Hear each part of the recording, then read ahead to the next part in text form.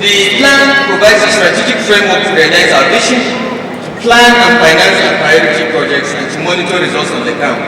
It is also a platform to engage the people of Kaduna State on their development needs. As I said, we went around the state, we hold monthly town hall meetings, and we listen to the people.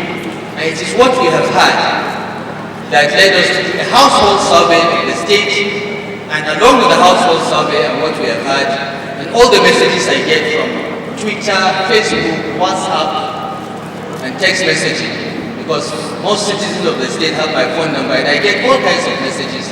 Sometimes I get abused as well, but that comes from the territory. But putting all this together, we came up with this plan that I'll just zip through as quickly as possible. We are focusing on 4 strategic areas.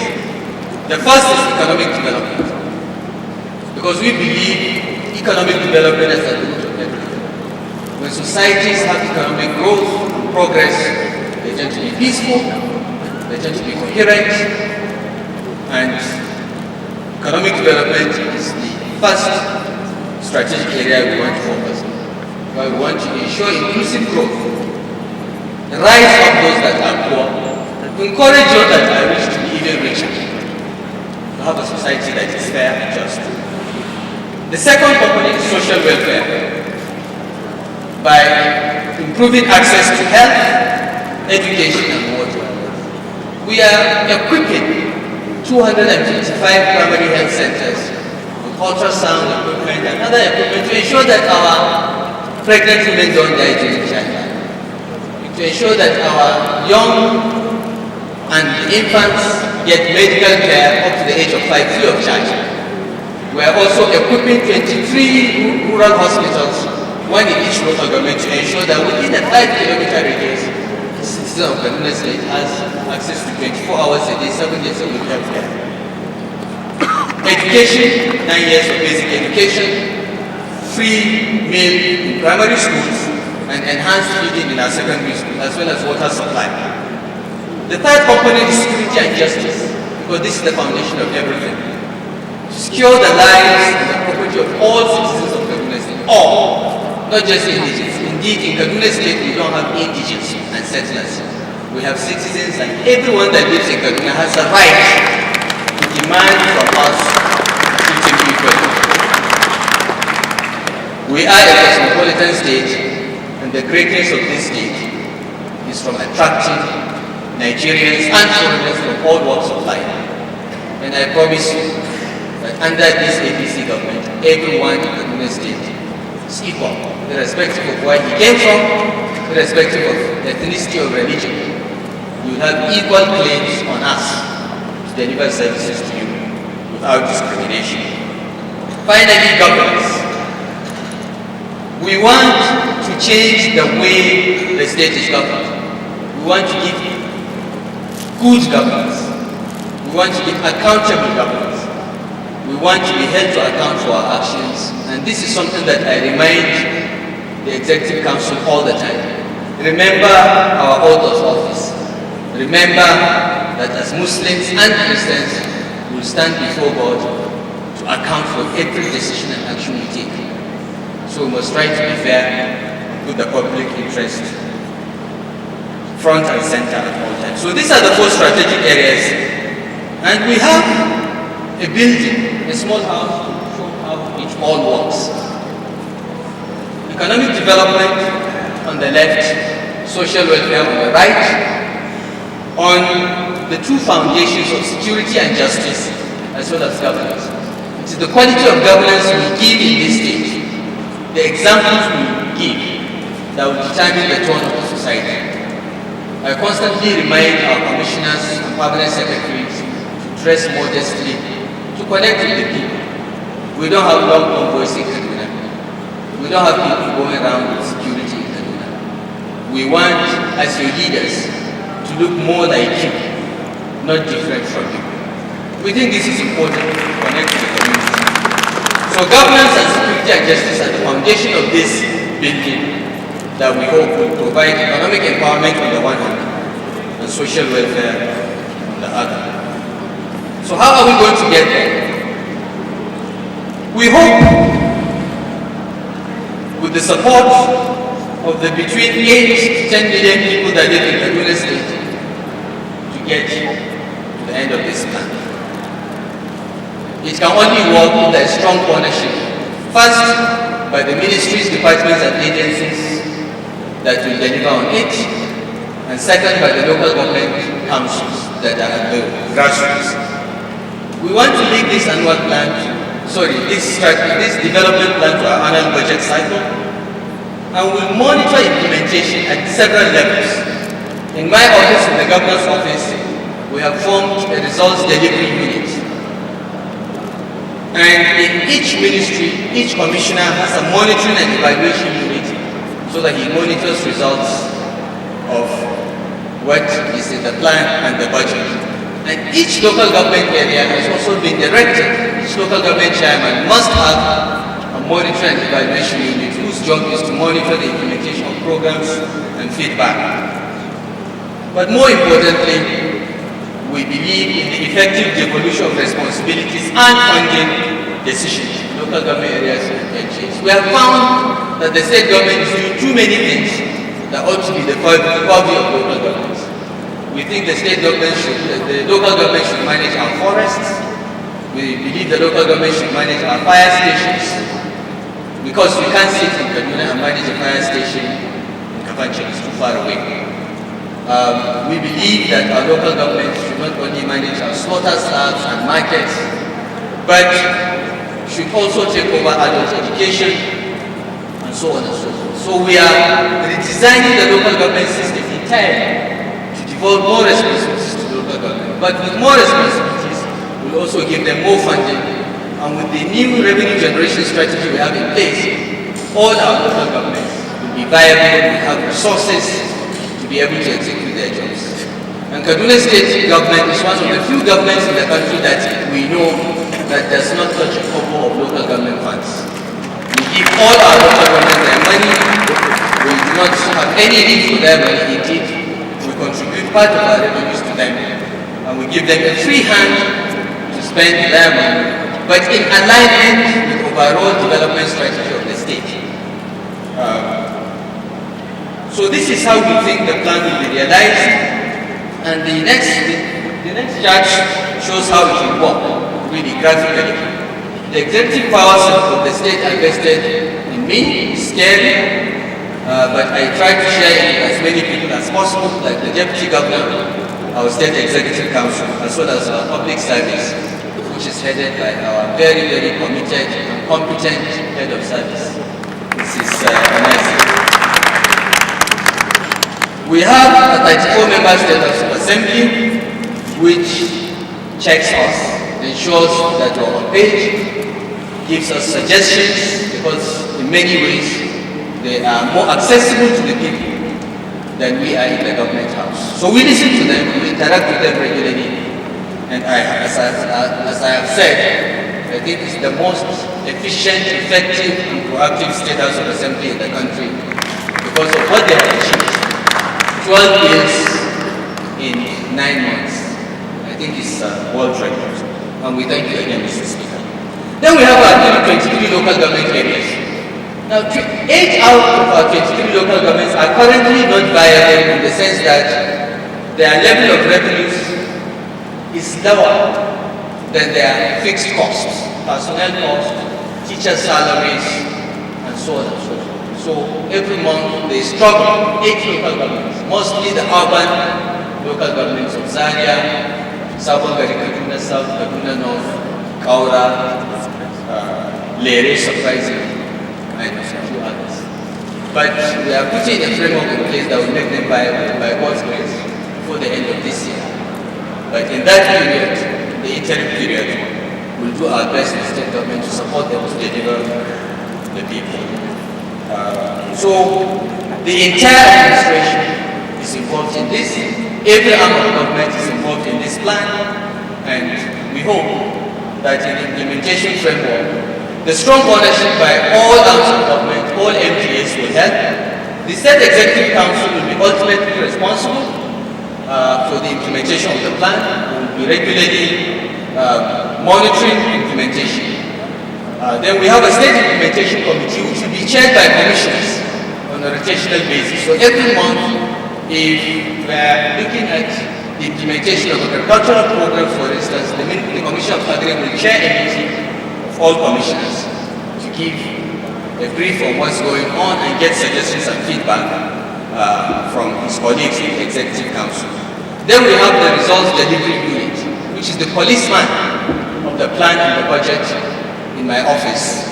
That will be constantly calling, visiting, harassing, intimidating, and threatening if necessary all ministries, departments, and agencies to achieve results. Otherwise, the governor will do bad things to you. And I'm not a very nice person if you don't work. The delivery unit tracks and removes bottlenecks for you. But in addition, their job is also to threaten you if necessary, to make you perform. Then at the ministry's level, the commissioners will also have their own delivery unit, which is the monitoring unit, to ensure that every MGA is delivering. So how do we intend to finance the plan? This is the challenge. We have a nice plan, about 700 billion in public investment.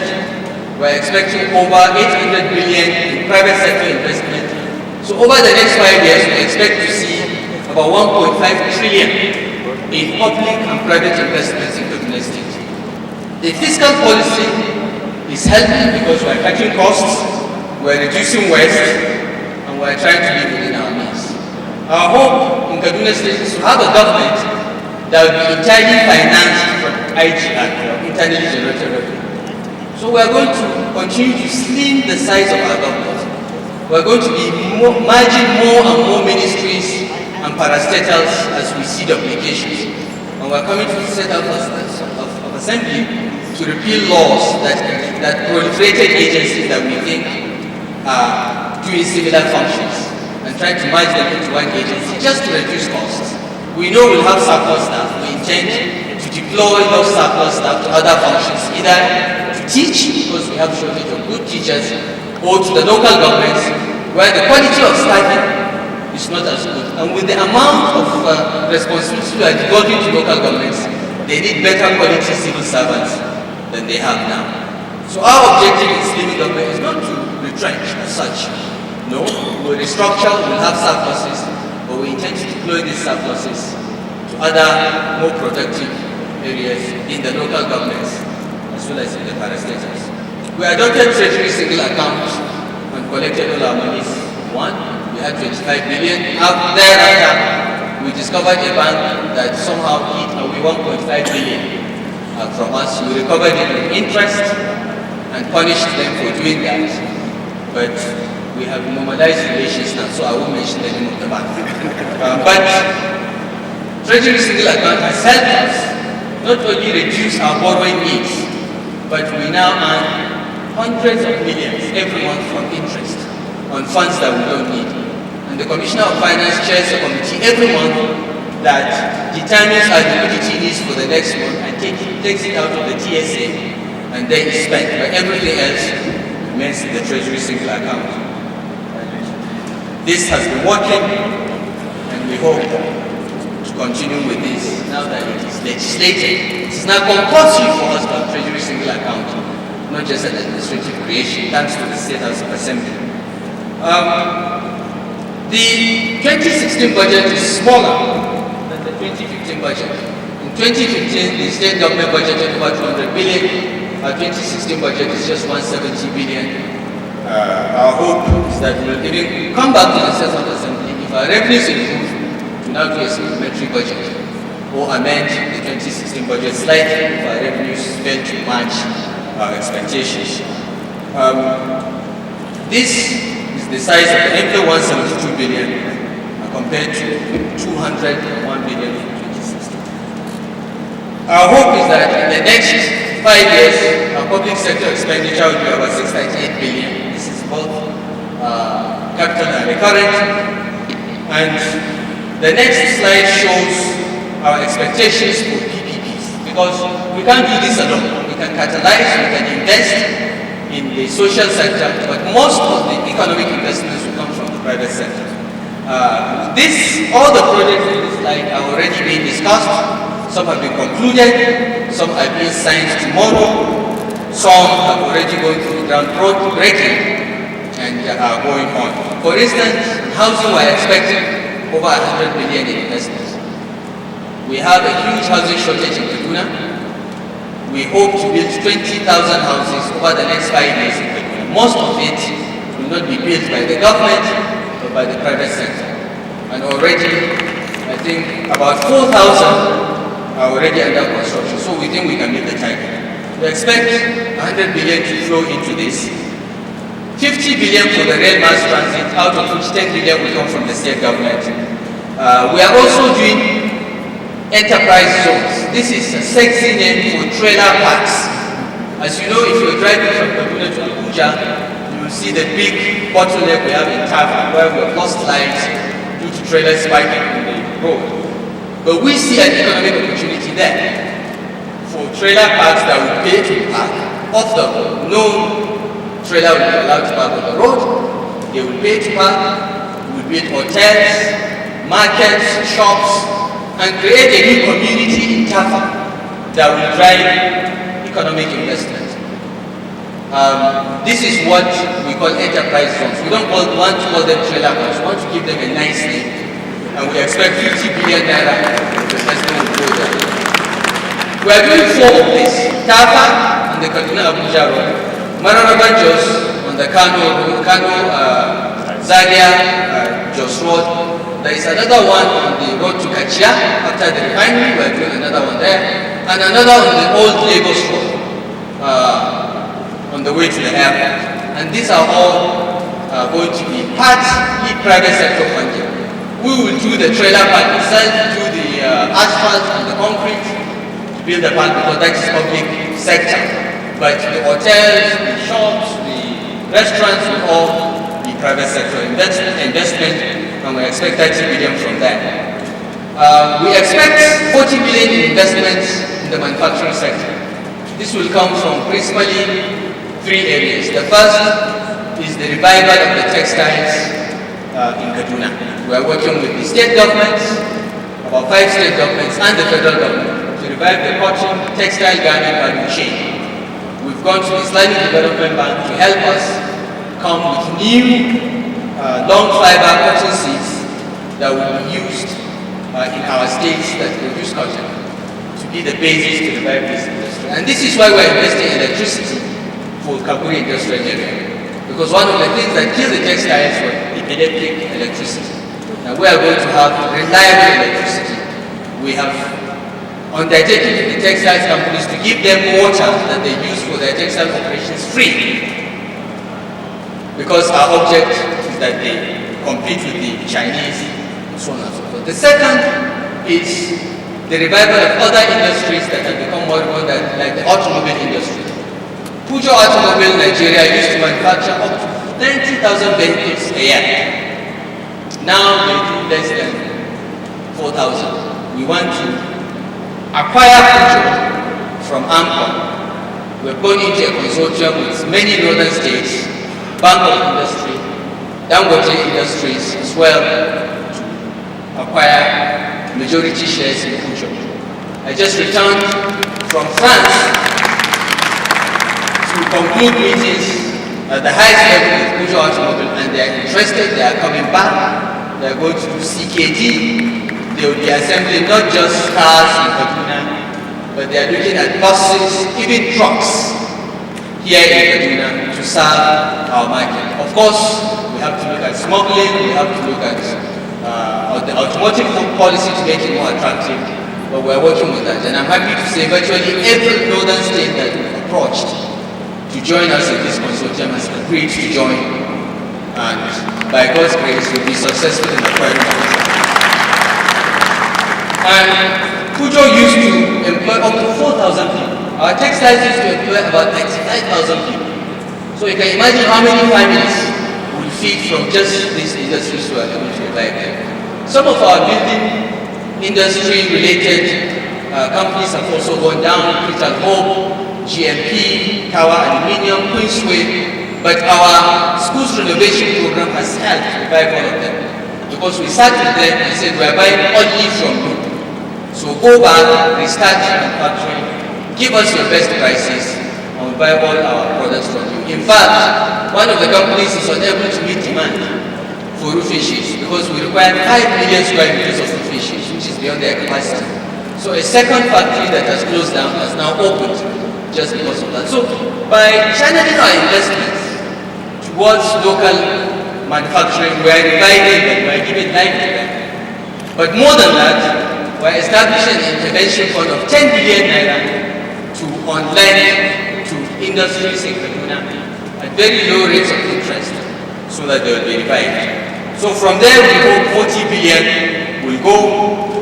Stadium is doing a huge rice mill and I think 100,000 hectares of rice in Kaduna and other anchor borrowers for rice will bring in 20 billion. We are doing a new ring road for Kaduna that will link the Abuja Expressway behind the Gasa just before the airport and bust out around Rigachu. That's the new Western Bypass. And we are going to build a new Eastern Bypass that takes over the federal government Eastern Bypass that has been going on forever and go round across River Kaduna and bust out again around River Kaduna. Because we believe that most of the growth in Kaduna for the future will be on the eastern sector in Chukun local government. And we've already declared the place a planning area so no one can acquire land there because we hope to develop 38 new districts of Kaduna across the river. That's the Kaduna of the future. And this ring road is the first step in opening that area. And it's going to be a PPP. We've already received proposals by evaluating, and that will bring in 50 billion. Solid minerals, you've seen in the presentation the minerals we have in Kaduna, but they missed out a very important mineral, gold. We've just confirmed that Kaduna State, indeed Birnin Gwari local government alone, has more gold than South Africa.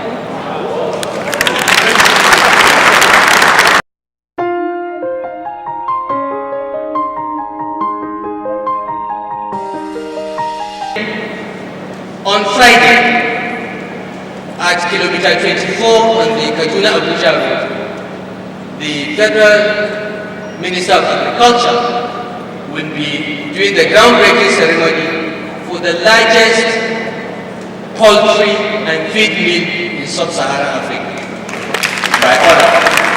This is a $150 million investment by Olam, a Singapore-based agri-business, and it will provide enough day-old chicks, layers and broilers for the 19 northern states. As you know, most of the eggs and poultry we buy here are brought from the Ibadan and Yokuta axis. When we started our school feeding program, I needed 700,000 eggs a week.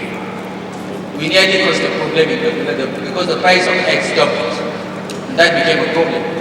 So we had to start exploring ways and means of producing more eggs here. And apart from the smallholders, now we have Olam coming here. And on Friday, the construction of this will start. It will be ready in 1.5 to 2 years, and will employ hundreds of our citizens. And we invite you all to go there. So 30 billion is there. This is down. The others will be expected. We're also invested in renewable energy, solar. And we have signed many proposals, and we're going to sign many more that will produce solar energy in Kaduna State.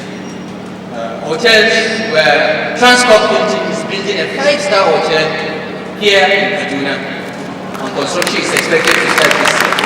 Another group is doing another hotel, and we're talking to a third group. Because we find that our hotels in Kaduna are small boutique hotels and they are always full.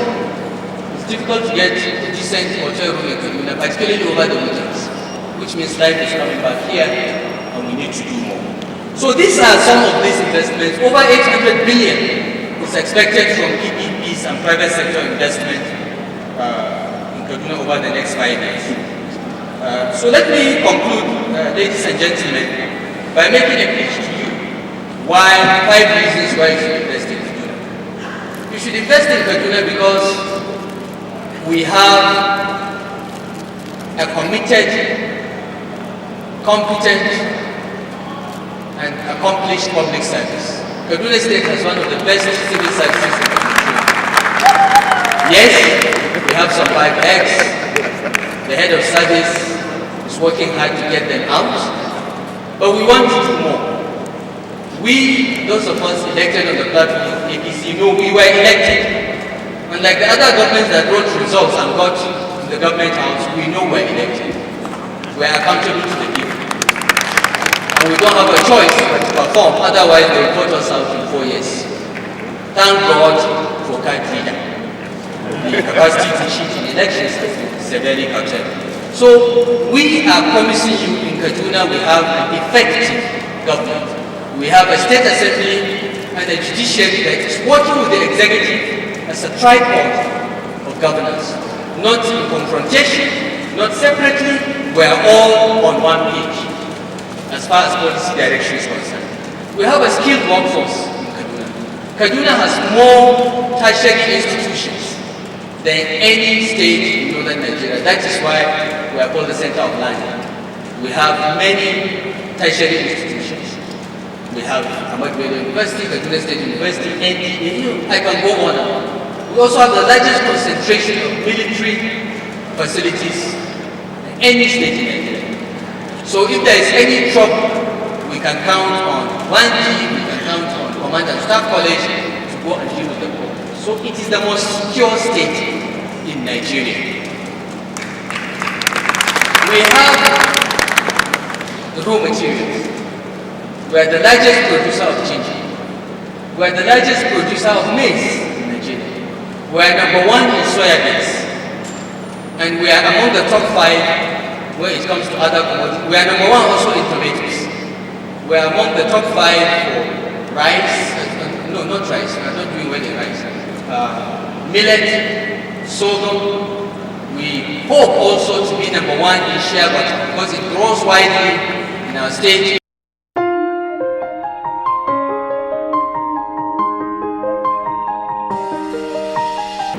More than that, Kaduna is the gateway to the northern market. You cannot go to Kano or Katsina or even Jos, Bauchi without passing through Kaduna. That's why in those days Kaduna was called Kaduna Junction. Kaduna is where the east and western lines, the railway lines, meet. And Kaduna-Abuja is the first line of the new standard gauge rail line, which will start operating from next month, thanks to the new Minister of Transport, Rotimi Amechi. It was promised me next month we'll have a rail link that will take people from Kaduna to Abuja in less than 1.5 hours. So Kaduna is an important transport hub. It's a gateway to the north, and perhaps the most cosmopolitan of all the cities in northern Nigeria. But more than that, we have perhaps the most efficient land management system in the country. We've started implementing CARGIS from last year. Before the end of this year, every square inch of land in Kaduna State will have been marked, certified, and if you have title, you'll be issued title with your photograph so that no one can steal it and trade in it, in addition to other security features. We are committed to doing this. We have spent nearly $1 billion on this. We are spending $2 billion more this year. But by God's grace, before the end of this year, every piece of land in Kaduna will belong to someone, either the government or individuals and corporations, and they will have title to the land. These are the 5 reasons why I think Kaduna offers opportunities for all of you to come. And the sectors are many. There are opportunities in agriculture, which employs about 70 to 80% of our people. Tourism as well, because we have some of the most important historical monuments here. From the residents of Lord Lugard, who founded Nigeria, to the Nok culture. And if you go to Gaboro Hills and see how lovely it is, a Japanese ambassador visited Gaboro Hills and undertook that if we built a road to the hills, we would bring in Japanese funding to make it a resort. He believes that the entire Japanese population will want to move to Kaboro because of the scenic beauty there. And we are building that road. So soon as mining, of course, I've mentioned all the minerals we have. Construction, because the amount of public works going on in Kaduna are such that they will make any construction company viable. Everything we do in these days is advertised. We follow due process to the letter. I don't award contracts. It's the system that throws off the contractors. There is opportunity in transport and logistics. We are invested in the railways mass transit. We are looking for partners that will manage it because we don't think government should manage those kind of things. Opportunity for healthcare. We have a 300-bed state-of-the-art hospital under construction, equipment being funded by the Islamic Development Bank that we want to privatize because we think there is an opportunity to attract medical tourism to Kaduna if we have the best Indian or European groups managing that hospital. So instead of flying to India, just drive to Kaduna and get the same kind of quality care. So again, we are putting that out this year. We hope to get investors. Education, of course, there are opportunities. We have 3 universities in the state. We want more. Heritage University has been there on paper. We are going to encourage that university to take off. We want more and more universities to come to Kaduna so that we are in a center of learning. Services and ICT, again, because of our proximity to universities, there's a lot of knowledge there. Indeed, out of the 1,020 fellows last year, 25 were from Kaduna, and half of them from Zaria engage in ICT-related businesses because of the proximity to the Faculty of Engineering and Medical University, which is one of the best in the country. Then there is manufacturing and agro-allied manufacturing. These are all key sectors that present opportunities, but more than that, finally, this is the last. Second to the last slide is Kaduna Investment Promotion Agency, which organized this program. And if the State Assembly would remember, Katipa law was passed just in December. The fact that in 3 months they are able to do this shows the quality of the people we have there in the leadership, particularly the Executive Secretary Gambo Hamza, who had a distinguished career with the Nigerian Export Import Bank. Before retiring, coming to join us. Katipa will make your life easy. If you want to do business in Kaduna, don't go to any ministry. Don't go to the government. Just go to Katipa, Kaduna Investment Promotion Agency, and present all your problems, and their job is to solve them for you. However unreasonable your demands are, because we want Kaduna to be totally and completely receptive to business. Our goal is to move Kaduna, last slide, into the global economy. I want to thank you for accepting our invitation to come, and I hope you will have very, very fruitful time here, and you will come back to Kaduna again. On this note, it is my distinguished honor and privilege to declare the Kaduna State Economic and Investment Summit, first edition, open. We hope you will come back next week, because every we try to do. Thank you very much.